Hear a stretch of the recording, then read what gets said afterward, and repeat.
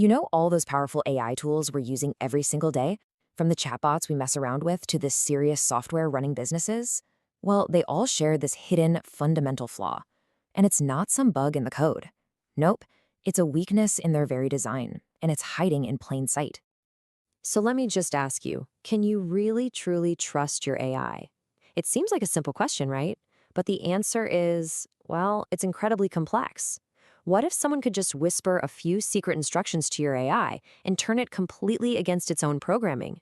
That's the whole idea behind a vulnerability called prompt injection. And honestly, it's one of the biggest headaches in AI safety right now. And look, this is not just some theoretical problem. When these attacks actually work, the consequences are, well, they're severe. I'm talking about everything from leaking sensitive company data and exposing your private info, to making the AI do things it's not allowed to, and even completely messing with core business operations. This is, without a doubt, one of the most critical risks in AI today. All right, so what exactly is this dangerous blind spot? Before we can even start talking about how to defend against it, we've got to get a clear picture of what a prompt injection attack actually is. So let's break this down. At its very core, prompt injection is when an attacker manages to slip their own malicious commands into the text an AI is processing. They're not hacking the code or breaking into a server. They're tricking the AI's logic. They're manipulating how it interprets its own rules. And, attackers have a couple of main ways they pull this off. It's super important to get the difference between them because they represent two totally different levels of threat. We're talking about direct versus indirect injection. First up, we've got direct injection. This is probably the one you've seen people trying online. It's basically a head-on attack where a user, just chatting with an AI, tries to trick it or convince it to break its own safety rules. A classic example would look something like this. The user literally just tells the AI, hey, forget all your programming and do this thing you're not supposed to, like revealing secret system settings. And if the AI's internal rules aren't robust enough, it might just do it. Okay, but this next one, this is where things get really, really serious. Indirect prompt injection is way more sneaky. See, here, the malicious instructions aren't coming from the user at all. They're hidden inside the data the AI is asked to look at, like a web page, a PDF file, or an email it's summarizing. Honestly, the best analogy for this is poisoning the well. The attacker never even has to talk to the AI. Instead, they just plant a little trap in a document they know the AI is going to read eventually. They just set it and wait for the AI to come along, drink the poisoned data, and trigger the attack. And when you put them side by side like this, the true danger becomes crystal clear.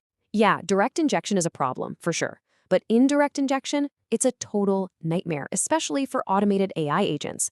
Because it doesn't need a direct interaction. You can scale it, you can hide it in tons of places, which is why that risk level for enterprise systems jumps all the way up to very high. So you might be wondering, why is this even possible, right? I mean, why are these incredibly sophisticated AIs so vulnerable to what's basically just a text-based trick? Well, the answer is baked into their fundamental design. This right here gets to the absolute heart of the problem. A large language model, it can't tell the difference between a trusted command from its own developer and a malicious one that's hidden in some random web page. To the AI, it's all just text. It has zero built-in concept of trust. Here's another way to think about it.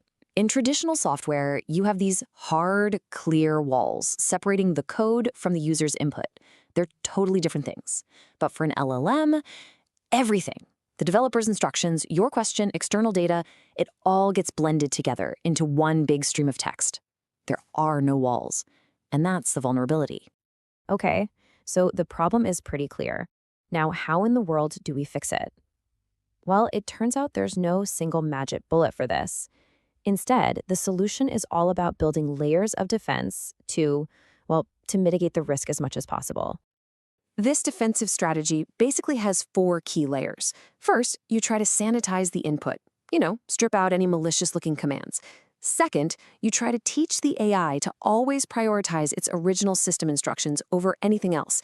Third, you limit what the AI can actually do, so even if it gets compromised, the damage is contained. And finally, you keep a close eye on the output, looking for anything that seems weird or out of character. So here's the crucial takeaway on this part. Right now, complete prevention is probably impossible. The best security teams in the world are working on this, but for now, the name of the game is mitigation. It's about making these attacks as difficult and as useless as possible, not pretending we can just eliminate them entirely. And this is a constantly moving target. As these AI systems get more and more autonomous and more integrated into our lives, the nature of these prompt injection attacks is going to evolve right there with them. We are heading towards a future with some seriously sophisticated threats. Think about attacks that don't just trick an AI once, but actually poison its long-term memory, corrupting how it sees the world over time. Or even attacks that hijack entire autonomous systems that are out there making real-world decisions. And that brings us to what might be the single most important idea to take away from all of this. Prompt injection isn't just a clever trick or a neat hack. It is a fundamental architectural weakness in how this entire generation of AI works. And that leaves us with this massive question for the future.